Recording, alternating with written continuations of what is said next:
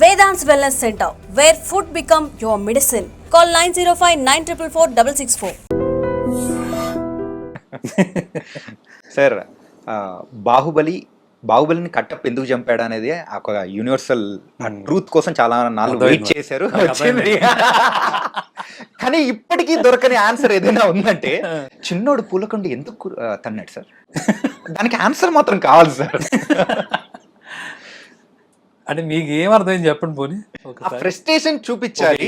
Okay చెప్పండి. నోడి B CD options కాదు sir. ఏంటంటే యాజ్ ఏ మేకర్ గా మీ మైండ్ లో ఒక ఆలోచన ఉంటుంది ఏంటంటే కరెక్ట్ గా అక్కడ పూలకొండి పెట్టండి దాన్ని తనేసుకుంటూ వెళ్ళిపోతాడులే అని మీరు అట్లేముండదు. కానీ దాని వెనకాల ఏదో ఒక పరమార్థం అనేది ఉంటుంది. మేము ఆలోచించడం అంతవరకు ఆలోచిస్తాం. అయితే మీరు దాని వెనకాల మాత్రం ఏదో ఒక ఇంటెన్షన్ పెట్టుకుని రాసింటారు. వాడికి ఎంత ఇష్టం అండి ఆ అబ్బాయి పెద్దోడంటే? చాలా ఇష్టం కదా. అసలు తట్టుకోలేడు యాక్చువల్గా. నిజంగా ఇక్కడ ఇందులో ఏంటంటే పెద్దోడి మీద కోపం ఉంటుంది. ఎందుకంటే వాడు ఆ కసి లేదు, గెలవాలన్నా ఇది ఉండాలి కదా, ఇవి ఉంటాయి కదండి ఇంకా రకరకాల ఐడియాలజీస్. కోపం ఉంది కానీ దానికి మించిన ఇష్టం ప్రేమ కూడా ఉంటుందండి. ఒకవేళ కోపం వస్తే ఎక్కడ చూపించుకుంటాడో దాన్ని దాచుకొనే హోల్డ్ చేసుకునే అంత ఇది లేదు. ఏ వస్తుంటే అందుకనే అంతకుముందు డైనింగ్ టేబుల్ మీద కూడా గ్లాస్ కొడతాడు. సో మనకి ఇష్టమైన వాళ్ళ మీద బాగా క్లాషెస్ వస్తున్నప్పుడు హోల్డ్ చేసుకుంటాం అంటే ఒక లిమిట్ వరకు ఓకే, కానీ ఒక స్థాయి దాటింది అనుకోండి దాన్ని ఎవరి మీద చూపించాలో తెలియక గొప్ప బయటకు వస్తూ ఉంటుంది. అది యాక్చువల్గా వాళ్ళని అవమానించినట్టే వాళ్ళు తీసుకుంటే కనుక. కానీ అది అవమానం అలాంటిది కాదు కదా. కోపం, బాధ విపరీతమైన ఇది వచ్చింది. ఎందుకంటే అక్కడ పక్కన చెల్లెలు పెళ్ళి, అది ఎవరిదో కాదు మన ఇంట్లోదే. అంటే నిజంగానే అవమానించాడు. అవమానం చాలా దారుణంగా ఉంది. ఓకేనా, అది కాదని లేని విషయం. బట్ వీడికి తెలియదు ఆ విషయం, అది ఎందుకు అంత బాధపడుతున్నాడు అనేది. ఒక లెవెల్ వరకే తిను తీసుకుంటున్నాడు. ఒకవేళ ఎవరైనా అన్నారా అని కూడా అడుగుతాడు. అంటే మటుకి నువ్వేనా పిగేస్తాడు, వెళ్ళి నాటకాలు వేసుకో అంటాడు. సో నాటకాలు అనేది తిన ఎక్క నేచర్ కాబట్టి అది వచ్చేసరికి మీదకి ఆ బాణం కోపం వచ్చింది. ఇవన్నీ బ్లాస్ట్ అవ్వాలి అంటే ఓకేనా. సో అక్కడ ఏదో ఒక వస్తువు మైండ్ ఆటోమేటిక్గా అక్కడ పోలకొండి ఉంది, ఒక తొందరనేది దాన్ని. ఎలా తీసుకుంటాడు దాన్ని ఏమన్నా కాకుండా అనుకోవచ్చు సార్.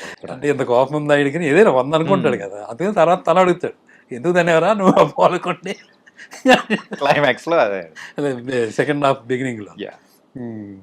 సో ఇప్పుడు అది నీ మీద కోపంతో అది కాదు కదా, నేనే తట్టుకోలేని విషయం, అది హోల్డ్ చేసుకోలేని ఒక ఎమోషన్ అండి సార్. యాక్చువల్గా ఈ సిచ్యువేషన్స్లో మనం ఎందుకున్నాం, ఇలాంటి సిచ్యువేషన్స్లో ఎందుకు నలుగుతున్నాం మనం? ఎవరూ చెడ్డోళం కాదు. పోనీ వచ్చిన ప్రాబ్లమ్స్ ఏమైనా పెద్ద ప్రాబ్లమ్స్ కూడా కాదు. కానీ ఏంటి నలుగుడు, ఓకేనా, ఏమీ హెల్ప్లెస్ సిచ్యువేషన్స్. మనుషులను అయితే మనం మార్చలేము. ఆడన్న మాట మనకి దిగుతుంది. దీనివల్ల మనకి క్లాషెస్ వస్తున్నాయి. మన అందమైన ఒక విషయం చెడిపోతుంది. ఓ పక్కన మనకి జాబులు, ఓ పక్కన బయట ఎన్నిట్లోనూ మళ్ళీ ఒకటి ఎలాగరా బాబు ఇదంతా అనే ఒక ఏదైతే ఉందో దానికి సింబాలిక్ గా కోపం బయట పడితే ఉండేది అదనమాట. సో పోలకుండా అంటే అందంగా ఉంటుంది కదా, ఇదంతా అనడం అనమాట. దీని వెనక ఇంత స్టోరీ ఉందన్నమాట. అంటే వచ్చింది అలా ఆటోమేటిక్ మీరు అడిగానని. ఓ అంటే ఇప్పుడు క్రియేట్ చేసి చెప్పింది సార్. అది చెప్తున్నాను సార్. అంటే మీ అన్నగారితో అలా రిలేషన్ ఏమన్నా ఉండిందా బాగా? ఉంటుందండి మన. అంటే అదే మీరు ఇక్కడ రిప్లికేట్ చేశారనుకోవచ్చా? అంటే యాస్టీజ్ ఉండకపోవచ్చు అండి, బట్ ఇన్స్పిరేషన్ అయితే ఖచ్చితంగా ఉంటుంది కదండి. మీరు కూడా పూలకొండేది అన్నారా? లేదు.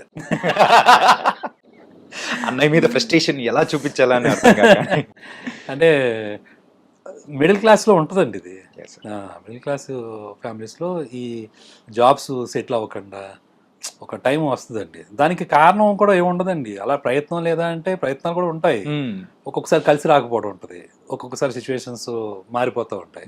ఇప్పుడు పెద్ద అయినా ఏమైనా జాబ్ చేయను అన్నాడా, అక్కడ ఏదో సిచ్యువేషన్ వచ్చింది, నువ్వు గుడ్ మార్నింగ్ కూడా చెప్పో లేదా అది చెప్పు ఇది చెప్పు అని ఏదో అలాంటి ఒక చిన్న ఫీలింగ్ దగ్గర వచ్చాడు మానేసి. మళ్ళీ అతనే రమ్మంటాడు, అది వేరే విషయం. కాకపోతే ఏమవుతుందంటే ఆ తాత్కాలికమైన ఆవేశాల దగ్గర మనకి విషయాలు డిలే అవుతున్నప్పుడు అక్కడతో అక్కడ కొంచెం ఫ్రస్ట్రేషన్స్లోకి వెళ్ళే అవకాశాలు ఉంటాయి. అంతే కదా అది యాక్చువల్గా. అందుకని చాలామంది అంటూ ఉంటుంటే అసలు దాంట్లో కథే ఉండదు, మూమెంట్స్ ఉంటాయి, లాట్ ఆఫ్ ఎమోషన్స్ ఉంటాయి. ఇలాగా నాకు సురేష్ బాబు గారే అన్నారండి మాట. నాకు అంతకుముందు తెలియదు. నేను ఆయన కథ చెప్పినప్పుడు చెప్పారండి, ఇది కథగా చూడకూడదు, ఇది స్లైస్ ఆఫ్ లైఫ్, ఆ మూమెంట్స్ నువ్వు అన్నీ పట్టుకొచ్చి అక్కడ పెడితే దీనికి మళ్ళీ సొల్యూషన్ కూడా ఉండదు, ఆ ప్రాక్టీస్ అనే ఒక పాయింట్లో వెళ్ళిపోద్ది అది. సో ఆ ఎండింగ్ కూడా మనం ఇవ్వలేము, బట్ ఫీలింగ్ అది గట్టిగా తగులుతుంది. ఆయన బాగా ఎక్స్ప్లెయిన్ చేశారు నేను చెప్పిన తర్వాత. సురేష్ బాబు గారు బాగా అప్పుడు నాకు బాగా గుర్తండి. ఓకే. అంటే నువ్వు చూపించేది ఏంటి అంటే ఏదో సెటిల్ అయిపోయారు, లేకపోతే ఏదో అచీవ్ చేసేసారు, ఇక్కడ ఏ దగ్గర స్టార్ట్ అయింది కదా బి దగ్గర ఎండ్ అయింది, అలా లేదు. ఇంటర్నల్గా జరుగుతున్న ఒక ట్రాన్స్ఫర్మేషన్. ఓకే, బెటర్ పీపుల్గా వీళ్ళు ఎలా ట్రాన్స్ఫార్మ్ అయ్యారు అనేది ఇంకా బెటర్గా కావచ్చు, మళ్ళీ రేపు పొద్దున్న ఇంకా కావచ్చు, దేర్ మే బి ఇంకా దాని హైయర్ పొజిషన్. సో ఆయన ఎక్స్ప్లెయిన్ చేసినప్పుడు ఇంకా నాకు బాగా అనిపించింది. సో ఈయన చాలా బాగా అర్థం చేసుకున్నారు. Okay, right right. సార్ మరి ఈ మూవీ తర్వాత ముకుంద తీశారు. అవును. దీనికంటే ముందు కొత్త బంగారు లోకం. ఈ కొత్త బంగారు లోకం అనేది సో మీ లైఫ్లోంచి వచ్చిన మూమెంట్స్ అనుకోవచ్చా? అంటే లైక్ మీరు ఒక లెక్చరర్గా వర్క్ చేశారు, సో ఆ టైంలో చూసిన కొన్ని థింగ్స్ కానీ అది తీసుకొని దాన్ని తగ్గట్టు మీరు రాసుకున్న స్టోరీ అనుకోవచ్చా? ఖచ్చితంగా అనుకోవచ్చు అండి. ఇప్పుడు మూవీ ఫీల్డ్లోకి వచ్చినప్పుడు మనకి అది వెళ్దాం అనుకున్నప్పుడు కథలు అనుకుంటూ ఉంటాం చూసారా, అది ఎలా ఉంటుందంటే అదే మూడుతో ఉంటాం, అదే ఆలోచిస్తుంటాం కదా. సో మనం ఫిక్షనల్గా రాసామనుకోండి అదొక స్టైల్ ఆఫ్ రైటింగ్, లేదు న్యాచురల్గా ఉన్న విషయాల నుంచి తీసుకునేది అనుకోండి. సో నేను ఇప్పుడు ఒక టీనేజ్ మీద ఒక కథ రాయాలనుకుంటున్నాను, అప్పుడు అనుకోకుండా నేను నా కాలేజీలో టీచర్గా వెళ్ళాను. ఇప్పుడు నేను అనుకుంటున్న థాట్కి సంబంధించిన లైఫే కనపడుతుంది అక్కడ, అది ఇంకా ఇంకా ఇన్స్పిరేషన్గా ఉంటుంది కదండి. పైగా నాకు బాగా ఉండే అలవాటు ఏంటంటే ఇవి స్టిల్ ఐ ఫాలో అండి, వచ్చిన బుక్ పెట్టుకుంటాను. ఓకేనా, న్యాచురల్ ఈవెంట్స్ ఏదైనా కనపడతాం అంటే నోట్ చేసుకుని మళ్ళీ మర్చిపోతామేమో, ఆ ఇన్స్పిరేషన్ ఒకటి ఉంటుంది చూసారు. అవును సార్. పైగా అది ఎలా ఉంటుందంటే ఆ టైంలో రాస్తున్న కథ తాలూకు విషయాలే మైండ్లో మెదులుతూ ఉంటాయి.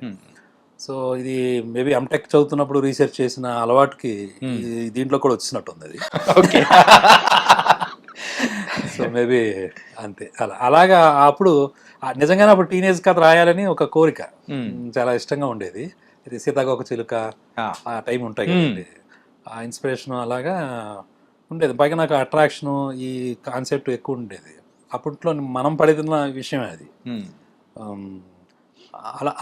అలాంటిది కదా. కానీ అందులో మీరు చెప్పిన ఒక న్యాచురల్ ట్రూత్ ఏంటంటే యూత్లో ఇలా ఉంటుంది, యూత్ తర్వాత మనం అయితే జాబ్ చేసేటప్పుడు 30 వరకు ఇలా ఉంటుంది, 30 తర్వాతే ఎవరు వస్తే వాళ్ళు ఏది పడితే అది అని చెప్పినది యాజ్ ఇట్ ఈజ్ ఇప్పుడున్న జనరేషన్కి తగ్గేటట్టు ఉంది సార్. మీరు ఆ రోజుల్లోనే ప్రిడిక్ట్ చేసి 2008లోనే చెప్పేటప్పటికి ఒకసారి మూవీ చూస్తుంటే ఇది ఆయన ఎప్పుడో చెప్పారు మరి అర్థం చేసుకోవాలనిపించింది. అవునండి.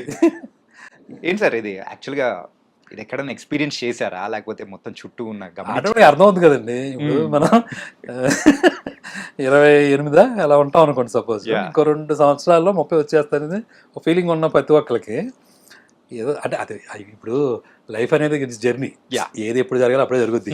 ఎవడెంత కింద మీద పడినా మరి అదేంటి అదొక మిరాకిల్ కదండి. ఎవరు ప్రతి ఒక్క లైఫ్లో చెప్తూ ఉంటారు కదా, సాధన లేకపోతే ప్రయత్నం గొప్పదా లేకపోతే రాత గొప్పదా అంటే అది దానికి ఆన్సర్ అప్పటికే ఎవరికే దొరకదు, అది వెళ్తానే ఉంటుంది.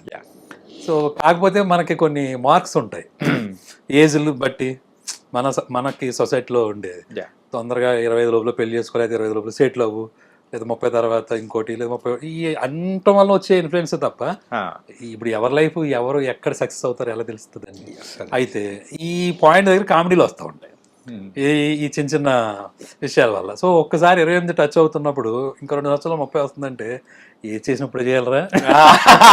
ఆ ఫోబియా అనేది అబ్బాయిలకు మెయిన్ గా ఉంటుంది, అబ్బాయిలకైతే సంబంధం లేదు. ఆ మూడంగి పడిందంటే ఏదో తెలియదు లోపల నుంచి ఒకటి కొట్టేసుకుంటూ ఉంటాడు, ఇంట్లో వాళ్ళు ఏం అనకపోయినా కానీ అంటారు అన్నది ఒక ఫీలింగ్. ప్రొడక్షన్ మేనేజర్స్ ఎప్పుడైనా షూటింగ్ కి అవుట్డోర్ వెళ్ళేటప్పుడు ట్రైన్ టికెట్స్ కి అట్లకి వెళ్ళినప్పుడు సార్ ఏజ్ అంటే 28 అండి, ఎప్పుడు 28.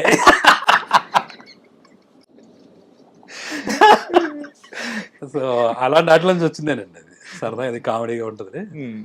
30 తర్వాత ఏదొస్తే దాన్ని చేసుకోవాలి, ఎవరితో వచ్చే దాన్ని చేసుకోవాలి. కానీ రావు రమేష్ గారితో చెప్పించే విధానం అనేది కూడా ఫస్ట్ 2 సీరియస్ నోట్లో ఉంటుంది, కానీ ఎప్పుడైతే 30 ఇది చెప్తారో అది కంప్లీట్ గా టోన్ అనేది చేంజ్ అయిపోతుంది. అవునండి, ఎవరైనా ఎక్స్పెక్ట్ చేయాలి. నేను చెప్పేది అలా చెప్పారండి, ఆయన చేసింది చాలా బాగా చేశారండి. ఆయన ఓన్ గానే దాన్ని బాగా తీసుకుని చేశారు.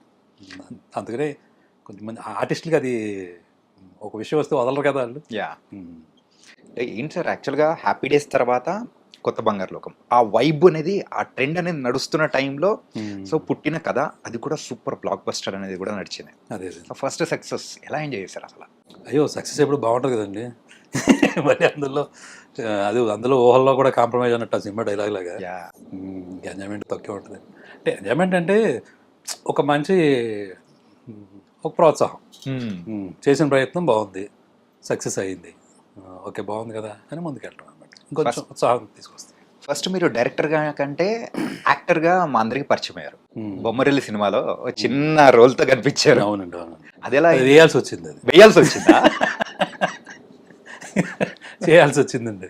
ఓకే వేయాల్సి వచ్చింది, అలా అయిపోయింది సార్. అంతే జరిగిందండి. అప్పుడు ఓకే దిల్రాజు గారేనండి అది కూడా. ఆ అబ్బాయి వెళ్ళిపోయాడు అంటాడు, ఎవరు ఆ క్యారెక్టర్ క్యారెక్టర్ వేయాల్సిన వెళ్ళిపోయాడు. ఎందుకంటే అక్కడ ఒక ఇన్సిడెంట్ జరిగిందండి.